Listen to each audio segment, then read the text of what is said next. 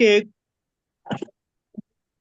Articles की बात कर रहे थे कि ये जो आपका फेयर ट्रायल है ये आर्टिकल 10A है, ये डिग्निटी ऑफ मैन की जो हेडिंग है ये आपका आर्टिकल 14 है, प्राइवेसी का जो राइट है ये भी आपका आर्टिकल 14 है, प्रोटेक्शन अगेंस्ट रेट्रोस्पेक्टिव पनिशमेंट्स भी आपका आर्टिकल 12 है, प्रोटेक्शन अगेंस्ट सेल्फ इंक्रिमिनेशन ये आपका आर्टिकल 13 है, ये डबल पनिशमेंट भी आपका आर्टिकल 13 है, फ्रीडम ऑफ मूवमेंट आपका आर्टिकल 15 है, फ्रीडम ऑफ असेंबली आपका आर्टिकल 16 है, फ्रीडम ऑफ एसोसिएशन आपका आर्टिकल 17 है, और फ्रीडम ऑफ स्पीच जो है ये आपका आर्टिकल 19 है।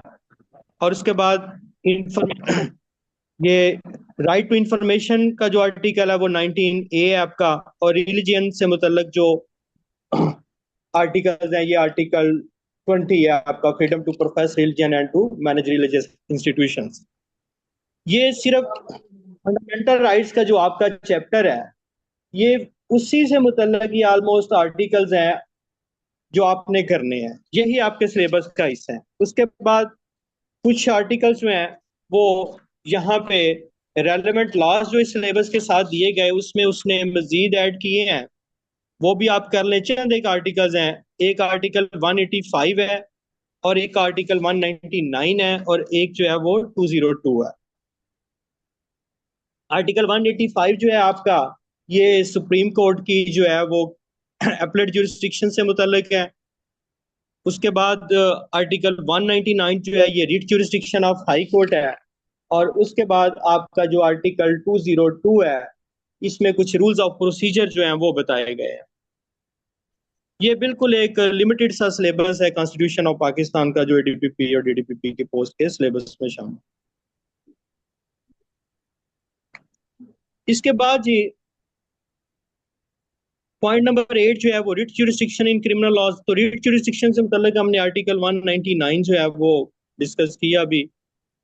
उसके बाद पॉइंट नंबर 9 में प्रोबेशन लॉज। प्रोबेशन लॉज की अगर हम बात करें तो दो स्टैट्यूट ऐसे हैं जो आपके सिलेबस का हिस्सा है प्रोबेशन लॉज के हवाले से। प्रोबेशन ऑफ ऑफेंडर ऑर्डिनेंस 1960 और प्रोबेशन ऑफ ऑफेंडर रूल्स 1961।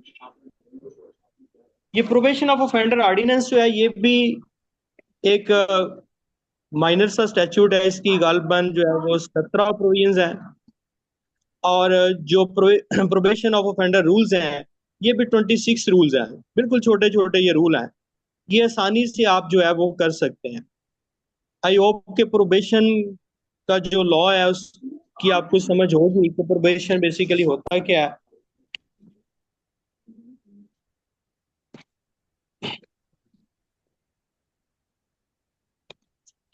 इसके बाद ही हमारा जो पॉइंट नंबर 10 है वो है लॉ रिलेटेड टू जुवेनाइल्स।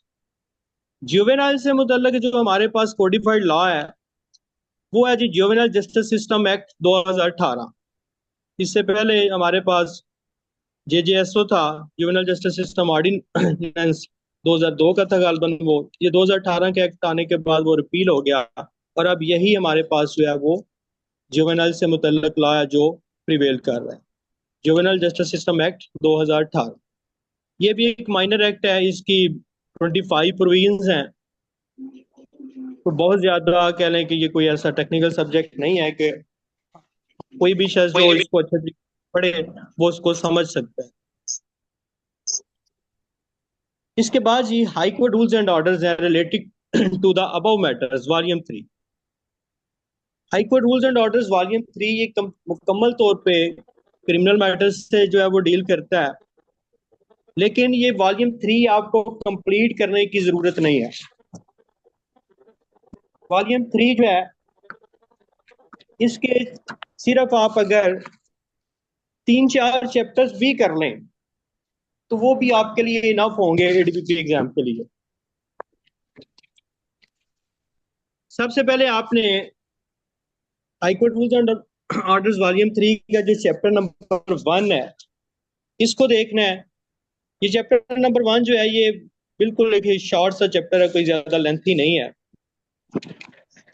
इसके बाद आपने चैप्टर नंबर 11, 12 और 13, चैप्टर नंबर 11, 12 और 13 ये मोस्ट इंपॉर्टेंट चैप्टर्स हैं। ये ऊपर हमने जितने भी मेन एरियाज जो हैं वो सीआरपीसी के डिस्कस किए, उन सब से मुतल्लक जो इंस्ट्रक्शंस हैं वो हमें इन चैप्टर्स में मिल जाती हैं। चैप्टर नंबर 11 जो है बेसिकली ये पुलिस की जो प्रोसीडिंग्स हैं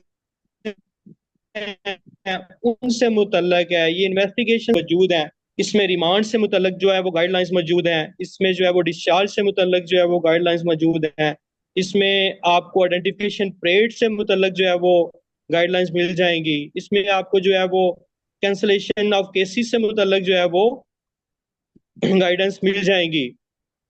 ये चैप्टर 11 जो है ये इंतहाई अहम चैप्टर है high court rules and orders में, ये आपने जरूर करना है। इसके बाद चैप्टर नंबर 12 है आपका। चैप्टर नंबर 12 आप बेसिकली आपको जो है वो पुलिस डायरीज से मुतल्लक जो है वो गाइडलाइंस प्रोवाइड करता है।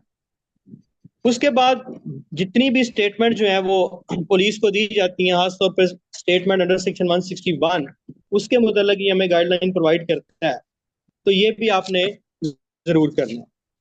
इसके बाद जो चैप्टर नंबर 13 है ये भी इंतहाई अहम है, ये भी आपके सिलेबस का पार्ट है, ये आपने जरूर करना है। इसमें कन्फेशन से मुतल्लक जो है वो गाइडलाइंस मौजूद हैं, और उसके अलावा जो स्टेटमेंट्स ऑफ अक्यूज हैं उस से मुतल्लक जो है वो गाइडलाइंस दी गई है। इसके अलावा सेंटेंसेस की अगर हम बात करें तो सेंटेंसेस के हवाले से जो चैप्टर 19 है वो हमें high court rules and orders volume 3 का ये हमें कोई गाइडलाइंस प्रोवाइड करता है। इसके बाद जो ट्रायल से मुतल्लक कुछ गाइडलाइंस जो है वो सेशन ट्रायल के मुतल्लक खासतौर पे जो है वो चैप्टर 24 में जो है कुछ गाइडलाइंस मौजूद हैं। इसके बाद अपील और रिवीजन से मुतल्लक जो है वो चैप्टर 25 में high court rules and orders के चैप्टर 25 में कुछ गाइडलाइंस मौजूद हैं। वहां से हम जो हमारा रेलेवेंट मटेरियल है वो हम देख सकते हैं, बाकी जो हमारे टॉपिक से रिलेटेड नहीं है उसको आप स्किप कर दें। तो ये था जी आपका क्रिमिनल लॉ का पेपर 1 जो प्रोसीजरल लॉ से मुतल्लक था। इस पे मैंने आपको इस थोड़े से टाइम में जितना हो सका मैंने आपको बताने की कोशिश की कि आपका सिलेबस में कौन कौन से लॉज जो है वो शामिल है और ये मटेरियल आपको कहाँ से अवेलेबल होगा, इसके सोर्सेज क्या क्या है। एक्सक्यूज मी सर, ये पॉइंट नंबर 8 में आपने क्या बताया, क्या इसमें हाई कोर्ट के भी है? इसमें आर्टिकल 199 जो है कॉन्स्टिट्यूशन ऑफ पाकिस्तान का वो रेलेवेंट लॉ है इसका।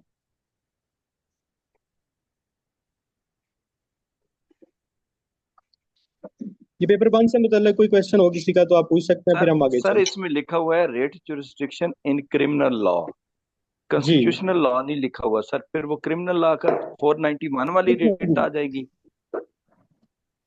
सर, वहां पे रिट भी की दो जो रेट्स है बात ना? है इरफान नहीं साहब, जी सर। देखिए क्रिमिनल लॉ में रिट का जो कॉन्सेप्ट है, कोई ऐसी प्रोविजन आपके माइंड में कि जिसमें हम कह सकें कि जिसको हम रिट कह सकें, कोई ऐसा सर क्रिमिनल बाईस का ए कोई ऐसा बाईस बी ऑर्डर सर, 22 ए 22 22 बी को का बेसिकली रिट नहीं है। 22 के मुतल्लक ये मेरा जो व्यू है और मैंने जो अपने सीनियर से सीखा सुना, 22 बेसिकली बिल्कुल रिट नहीं है। 22 की हमेशा बेसिकली वो एक एप्लीकेशन ही होती है, एक पिटीशन होती है। रिट जो है, जो मेरा कॉन्सेप्ट है रिट से मुतल्लिक, रिट बेसिकली कोर्ट का वो ऑर्डर होता है जो आर्टिकल 199 में वो जो 5 काइंड्स ऑफ रिट हैं, ये फंडामेंटल राइट्स की इन्फोर्समेंट के लिए जो ऑर्डर कोर्ट पास करती है उसी को हम रिट कहते हैं। ठीक है, सर 22 सर का जो देखिए ऑर्डर है आप उसको किसी भी सूरत रिट नहीं कह सकते। 22 सर, बेसिकली 22 सॉरी की सर, सर बेसिकली एक रेट की जो एप्लीकेशन होती डेफिनेशन, है। जी जी प्लीज।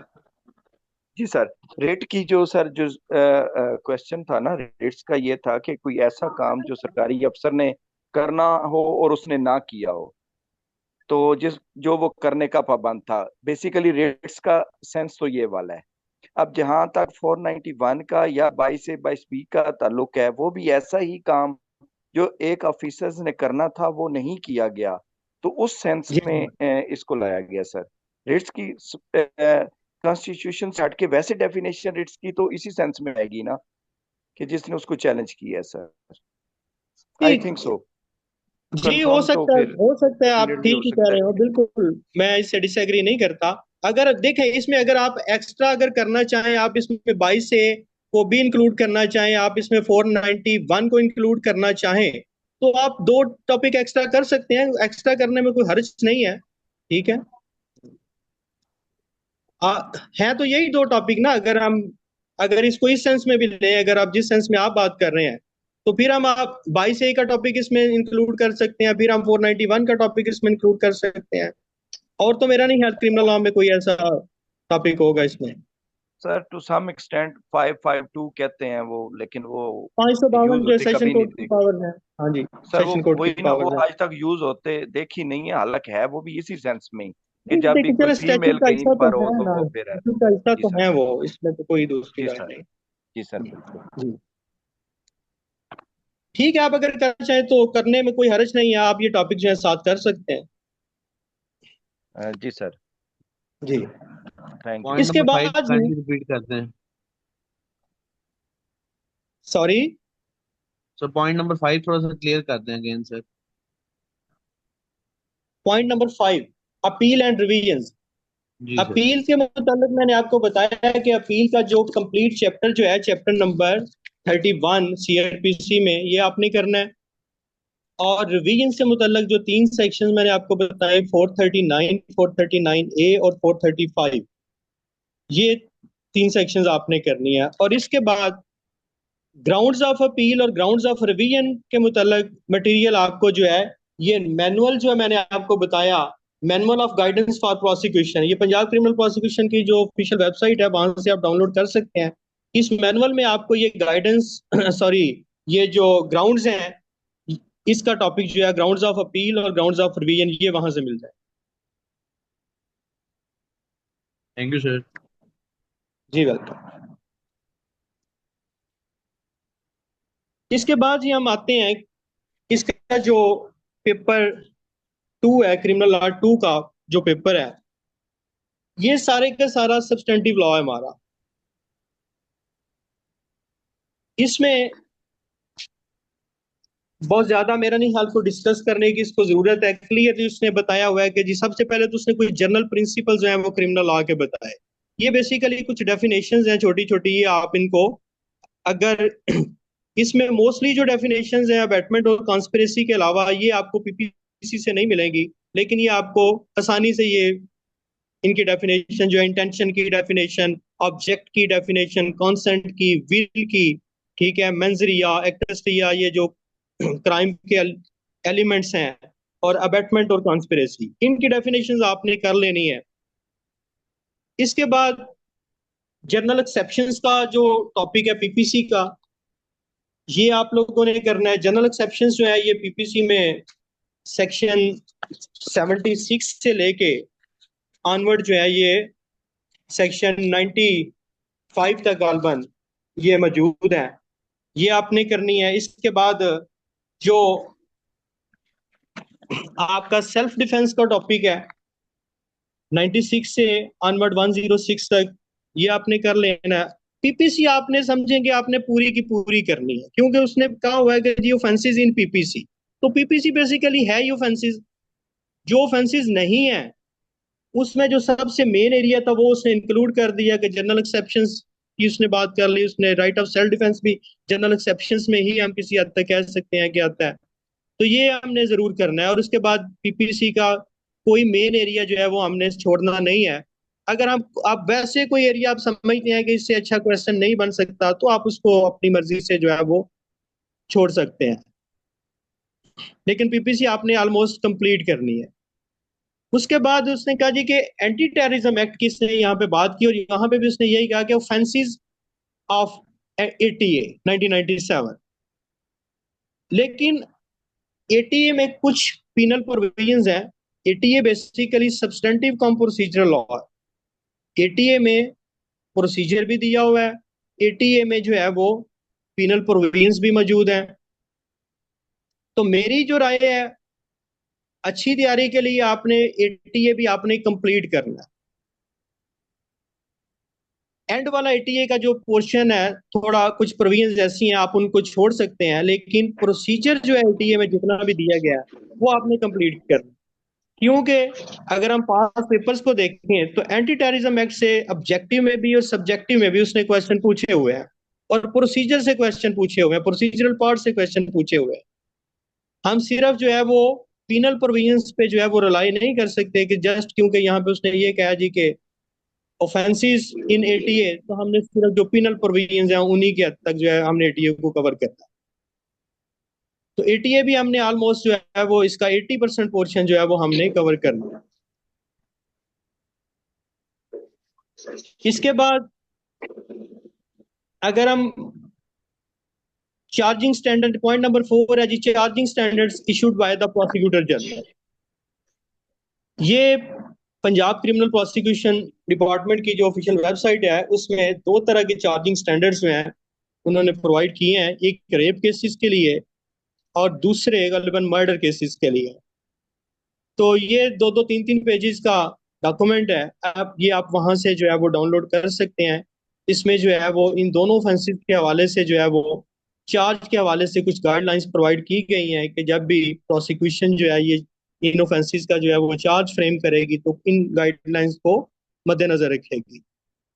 रेप वाली जो गाइडलाइंस हैं वो मेरा ख्याल अभी तक वहां पे मैंने जब देखी उस वेबसाइट पे अभी तक अपडेट नहीं हुई।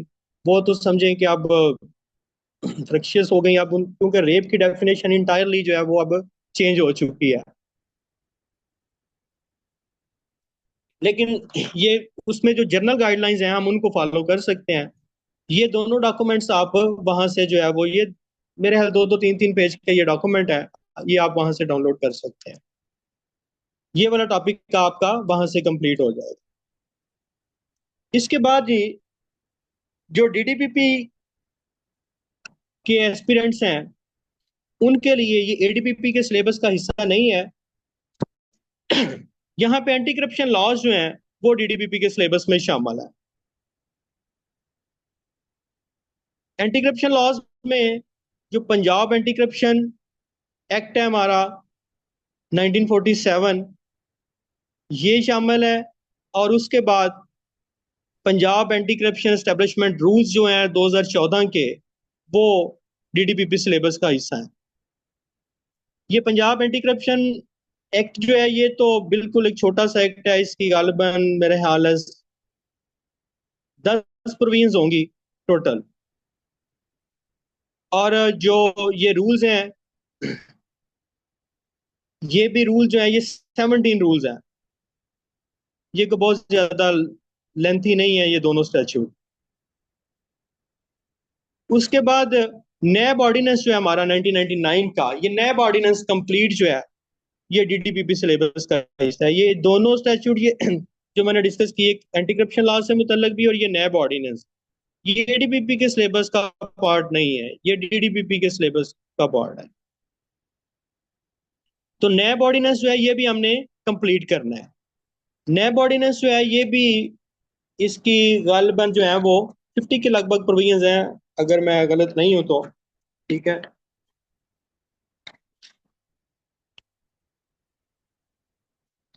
हाँ बिल्कुल ऑलमोस्ट इसी के लगभग इसकी प्रोविजंस होंगी, 50 के लगभग।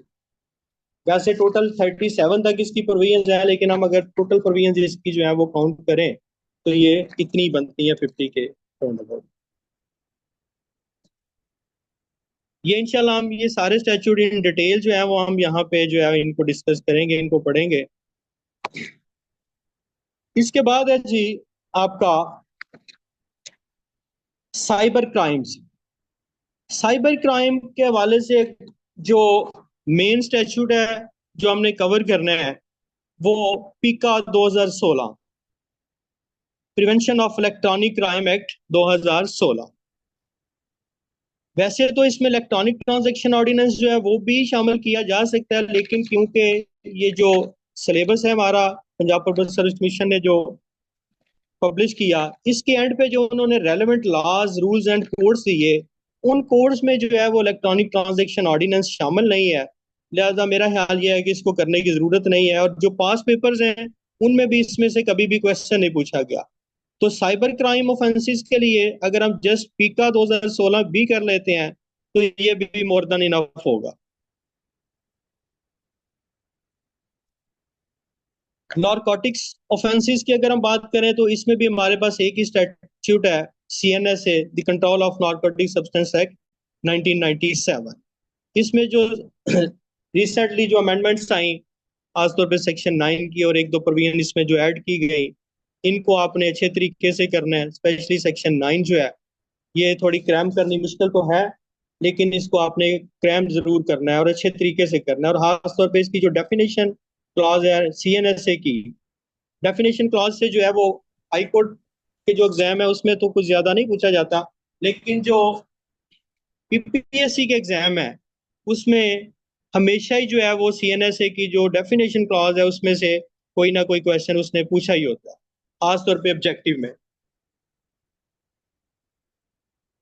तो इसको भी अच्छे से करने की जरूरत है। हदूद ऑर्डिनेंस की अगर हम बात करें तो हदूद ऑर्डिनेंस में हमारे पास जो है ये 4 छोटे छोटे स्टैट्यूट हैं, जिसमें ड्रिंकिंग, कज़फ, जिना और थेफ्ट ये शामिल हैं।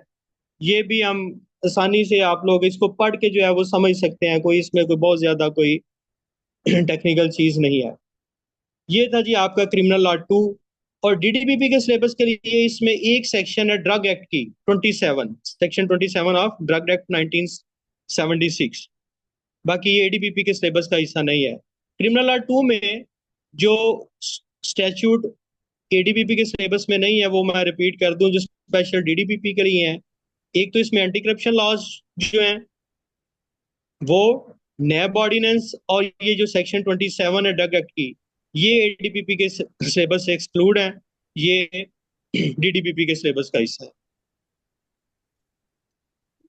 इसके सर ये बाद जो जी हदूद, सर सॉरी सर, ये 6 नंबर जी पे जी हमने जो हदूद ऑर्डिनेंस है सर, ये तो जी फिर वो जी नारकोटिक्स ऑफेंसेस के अंदर आया हुआ है। इट मीन इसमें जी वो जी कज़फ वगैरह या जनाब वगैरह वाले तो नहीं आएंगे ना?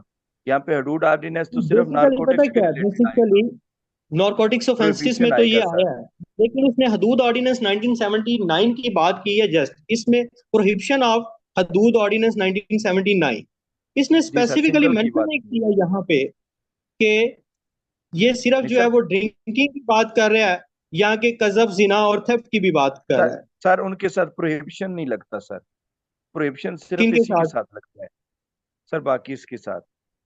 सर प्रोहिबिशन ऑफ अच्छा, हदूद ऑर्डिनेंस में सिर्फ ये हदूद ऑर्डिनेंस का एक पार्ट है सर, प्रोहिबिशन। तो बाकी हदूद ऑर्डिनेंसेस होते तो फिर वो दूसरे साथ आ जाने थे, कजफ जना वगैरह वो आ चलो जाने थे। अब इसको यहाँ पे ये इसको सिर्फ चेक करते उस, हैं। अगर ये इसमें एक्सक्लूड है तो फिर इसको मेरे हल करने की जरूरत नहीं है, लेकिन चले मैं इसको दोबारा देख लेंगे। ये सिर्फ सिंगल एक ही आएगा, नारकोटिक्स के इसमें फिर आपका साथ वो ख्याल है कि सिर्फ ड्रिंकिंग शराब की हद आएगा तक आ इसमें, जाए। शराब सर नोशी की सिर्फ हद तक शराब, जो है? जी सर हम्म, शराब नोशी की हद तक आएगा सर, जी ठीक कह रहे हैं आप, बिल्कुल ठीक है। क्योंकि सर वो पर चले इसको डेफिनेशन क्लास थोड़ी सी डिफरेंट हुई थी ना, एक वो मिनट, भांग, अरे भांग रुकिए, अभी नारकोटिक्स में देखते हैं कमल है, ये इसको, उसमें अभी नहीं शामिल। देखते हैं, अभी देखते हैं इसको।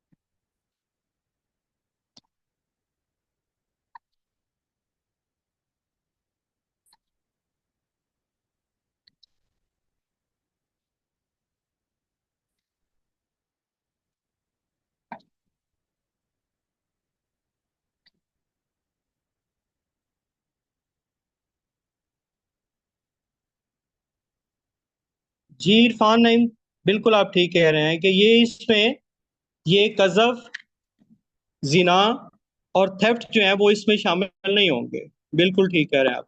ये इसमें अगर हम ये सिर्फ ड्रिंकिंग कर लें तो यही है, बिल्कुल इसमें बनता भी यही है। ये कज़फ, जिना और थेफ्ट इसमें शामिल नहीं है। जी थैंक यू। लेकिन थैंक आप यू सर। पास्ट पेपर इसके देखें, बाद ये उसमें कज़फ के ऊपर लॉन्ग क्वेश्चन आया हुआ है। नहीं, बात आपकी ठीक है, हो सकता है कज़फ में क्वेश्चन कहीं पे मौजूद हो, लेकिन मेरा वैसे अपना व्यू ये है कि जो भी टॉपिक यहाँ पे मौजूद है उस पे आप मैक्सिमम ला करें। ये पिछली दफा जो सर थेफ्ट के पेपर बारे हुए में भी आया हुआ है। 2021, लेकिन आप लेकिन ये जो बात कर रहे हैं ये बात इनकी बिल्कुल ठीक है, इसमें कोई सेकंड ओपिनियन नहीं है, मैं इसको एडमिट करता हूँ, मैं इनसे एग्री करता हूँ कि ये बात ठीक है कि अगर हम ये पॉइंट नंबर 7 को पढ़ें तो सिलेबस की सेंस यही है जो ये इरफान नईम साहब कह रहे हैं, ठीक है।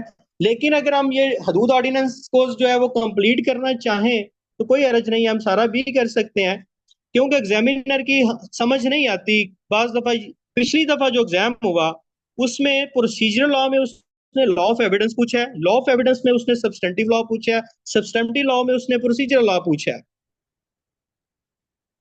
तो अब वहां पे आप क्या कह सकते हैं एग्जामिनर को, जब उसने ऑब्जेक्टिव पेपर बनाया तो ऑब्जेक्टिव पेपर में उसने कोई इस सिलेबस को देख के उसने पेपर नहीं बनाया, ऑब्जेक्टिव पेपर उसने तमाम के तमाम स्टैट्यूट्स में से बनाया। लिहाजा जितना भी हम मैक्सिमम एरिया कर सकें, अगर आपके पास इतना टाइम है तो आप जरूर करें। लॉस जितने भी आप मैक्सिमम कर लें वो हमेशा आपके लिए फायदेमंद ही होते हैं। ज्यादा करने का आपको कभी भी नुकसान नहीं होगा, कम करने का हो सकता है आपको कहीं पे कोई नुकसान हो सकता है, लेकिन ज्यादा करने का आपको कहीं भी नुकसान नहीं होगा। अगर आपके पास टाइम है, आप मैनेज कर सकते हैं तो आप जरूर करें, करना चाहिए। लेकिन सर ये लेकिन जो एक पॉइंट एक नंबर 7, नुकसान अगर हम जरूर इसकी होता है जो सर। सेंस बनती है उसकी बात करें तो फिर ये इरफान नईम साहब का पॉइंट जो है वो बिल्कुल वैलिड है कि ये, क्योंकि एक तो नारकोटिक्स ऑफेंसेस की हेडिंग में मौजूद है हदूद ऑर्डिनेंस, और ये जो हदूद ऑर्डिनेंस उसने प्रोहिबिशन ऑफ हदूद ऑर्डिनेंस की बात की है यहाँ पे। तो प्रोहिबिशन वाली की बात जो है वो प्रोहिबिशन सिर्फ ड्रिंकिंग की ही है, बाकी जो तीनों जो है ये मैंने अभी इसको दोबारा से जो है वो देखा है, बाकी तीनों में वाकई बिल्कुल ये बात ठीक है कि उसमें प्रोहिबिशन नहीं है, वो इन्फोर्समेंट ऑफ हद ऑर्डिनेंस है। तो लेकिन अगर हम कज़फ, सिना और थेफ्ट वाला भी करना चाहें तो कोई लेंथी सिलेबस तो ये है नहीं, ज्यादा से ज्यादा ये 2 घंटे का काम है। ये चारों भी अगर हम करना चाहें तो बंदा आसानी से कर सकता है, और आप लोगों ने पहले भी ये किए होंगे, मैंने भी कई दफा किए, आप लोगों ने भी किए।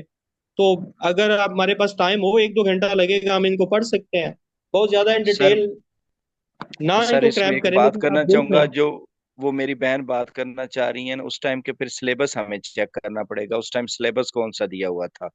मे बी उस टाइम पे नहीं इरफान भाई साहब, इन्फोर्समेंट ये ऑफ बात जो है ना हदूद वो ठीक ऑर्डिनेंस। है, अगर ओल्ड सिलेबस भी हो सकता है, लेकिन पता क्या है, अभी मेरे पास मेरे सामने पेपर पड़े हुए हैं लास्ट ईयर के, ठीक है।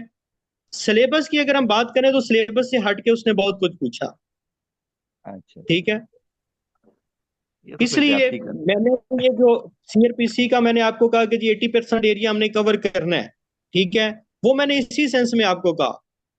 मैंने आपको ये एंटी टेररिज्म एक्ट का कहा कि हमने कंप्लीट करना है, मैंने इसी सेंस में कहा। अगर अगर हम इस सेंस की बात करें ऑफेंसेस इन एटीए, तो एटीए में कितनी पीनल प्रोविजंस है, ज्यादा से ज्यादा ओनली कितनी थ्री हो आर जाएंगी, फोर 5-7 थ्री आर प्रोविजंस होंगी, फोर पीनल होंगी, 10 हो थ्री जाएंगी। आर फोर है। नहीं सर 10 जी नहीं है, 3-4 है सिर्फ। नहीं, कुछ ये ऐसी प्रोविजन है जिसमें ज्यादा एक से ज्यादा ऑफेंसेस की सजा एक ही पीनल प्रोविजन में बताई हुई है, ठीक है। जी सर। लेकिन अगर हम उसकी बात करें तो एटीए में तो उसने जो है वो कंप्लीट एटीए प्रोसीजर भी उसने पूछा हुआ है। आप पिछली दफा का जो डीडीपीपी का पेपर है उसका ऑब्जेक्टिव एरिया देखें, ठीक है, तो उसमें ये इसने सारे एटीए से क्वेश्चन पूछे हैं। 2019 का पेपर देखें, उसमें सारे एटीए से उसने पेपर क्वेश्चन पूछे हुए हैं। तो लिहाजा एटीए हमने कंप्लीट करना है। अच्छा जी, अब आते हैं क्रिमिनल लॉ 3 के जो पेपर पे। क्रिमिनल लॉ 3 का जो पेपर है ये आपका मुकम्मल तौर पे लॉ ऑफ एविडेंस है। यहाँ पे उसने चंद एक टॉपिक्स दिए हैं हमें, और बाकी के सारे कानूनी शहादत ऑर्डर को उसने इट मीन्स के एक्सक्लूड कर दिया। लेकिन जब हम पास पेपर्स को देखते हैं तो ऐसा नहीं है। यहाँ पे प्रिविलेज कम्युनिकेशन का टॉपिक उसने कहीं पे भी नहीं दिया। प्रिविलेज कम्युनिकेशन से जो है वो क्वेश्चन पूछे गए हैं, आर्टिकल 3 पे जो है वो क्वेश्चन आए हैं, इसके अलावा जुडिशियल नोटिस पे क्वेश्चन पूछा गया, जुडिशियल नोटिस इस हेडिंग में कहीं भी मेंशन नहीं है। इट मींस कि एग्जामिनर जो है वो पूरे के पूरे क्यूएसओ को जो है वो कंसिडर कर रहा है पेपर बनाते हुए, इसलिए हमने रिस्क नहीं लेना। क्यूएसओ को बहुत ज्यादा लेंथी स्टैट्यूट नहीं है, गो के थोड़ा, मैं तो हर उस क्यूएसओ को कभी भी ड्राई सब्जेक्ट नहीं कहता, क्यूएसओ इंतहाई इंटरेस्टिंग सब्जेक्ट है, लेकिन अगर हम समझ ना आए जिस वक्त, उस वक्त हमें ये ड्राई सब्जेक्ट लगता है। लेकिन हमने क्यूएसओ कंप्लीट जो है इसको कवर करना है। हाँ, कुछ चंद आर्टिकल्स चॉकलेट्स कैंडी बाहर है वो। फाइनली अपने माइक जो है याद करें जी।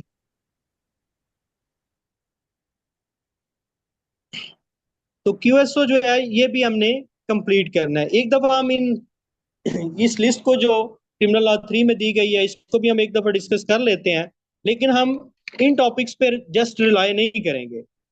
हम यूएस जी, मेरी आवाज आ रही है आप लोगों को? जी सर। जी सर, आ रही है आवाज, जी, आवाज आ रही है। सबसे पहला जो टॉपिक है यहाँ पे वो है जी रेलेवेंसी और एडमिसिबिलिटी। रेलेवेंसी, यहाँ पे एक चीज हम देखेंगे कि कानूनी शहादत ऑर्डर को अगर हम वैसे भी देखें तो क्यूएसओ में बहुत सारी लीगल प्रोविजंस ऐसी हैं जिनको अनफॉर्चुनेटली जो है वो डिफाइन नहीं किया कानूनी शहादत ऑर्डर ने, हमें उनकी कोई वाज़ेह डेफिनेशन जो है वो नहीं मिलती। इसलिए हमें, फॉर एग्जांपल, हमारे पास कन्फेशन है, तो कन्फेशन को भी क्यूएसओ ने डिफाइन नहीं किया। ये हमारे पास एडमिसिबिलिटी की टर्म है, तो एडमिसिबिलिटी को भी क्यूएसओ ने जो है वो कहीं पर डिफाइन नहीं किया। ठीक है, रेलेवेंसी को किसी हद तक उसने बता दिया कि जी ये वाले जो रेलेवेंसी के चैप्टर में फैक्ट्स हैं, ये वाले फैक्ट्स में ये रेलेवेंट फैक्ट होंगे। इसके अलावा डायरेक्ट, इनडायरेक्ट एविडेंस और सर्कमस्टांशियल एविडेंस की टर्म्स यहाँ पे यूज हुई, इनको भी पूरे क्यूएसओ में कहीं पे भी डिफाइन नहीं किया गया। आगे जाके उसने एक स्टैंडर्ड ऑफ प्रूफ की टर्म इस्तेमाल की, ये भी क्यूएसओ में डिफाइंड नहीं है। गो के बर्डन ऑफ प्रूफ जो है इसको जो है किसी हद तक डिफाइन किया गया क्यूएसओ में। एडमिशन एंड कन्फेशन का टॉपिक है, तो इसमें भी एडमिशन तो क्यूएसओ में डिफाइन है लेकिन कन्फेशन क्यूएसओ में डिफाइन नहीं है। डाइंग डिक्लेरेशन की भी हमें क्लियर डेफिनेशन नहीं मिलती, वो इस पे मटेरियल जरूर मौजूद है आर्टिकल 46 में, हम कह सकते हैं कि हम उससे डेफिनेशन जो है वो अहज जरूर कर सकते हैं, लेकिन क्लियरली डिफाइन वहां पे भी नहीं किया गया। साइंटिफिक एविडेंस की अगर हम डेफिनेशन की बात करें तो पूरा क्यूएसओ इस पे साइलेंट है, कोई साइंटिफिक एविडेंस की जो है कहीं पे हमें क्लियर डेफिनेशन नहीं मिलती। आइडेंटिफिकेशन परेड की अगर हम बात करें तो सेम सिचुएशन यहाँ पे भी है, पूरे क्यूएसओ में आइडेंटिफिकेशन परेड की कहीं पे भी डेफिनेशन मौजूद नहीं है। इन तमाम टॉपिक्स के रेलेवेंट लॉ को हम एक दफा जो है वो देख लेते हैं। बाकी जो है हम क्यूएसओ की अगर बात करें तो क्यूएसओ हमने ऑलमोस्ट इसका भी 80 to 90% एरिया जो है कानूनी शहादत ऑर्डर का वो हमने कवर करना है। फिर ही हम कह सकते हैं कि फिर हम कॉन्फिडेंस के साथ जो है वो एग्जाम में बैठ सकते हैं।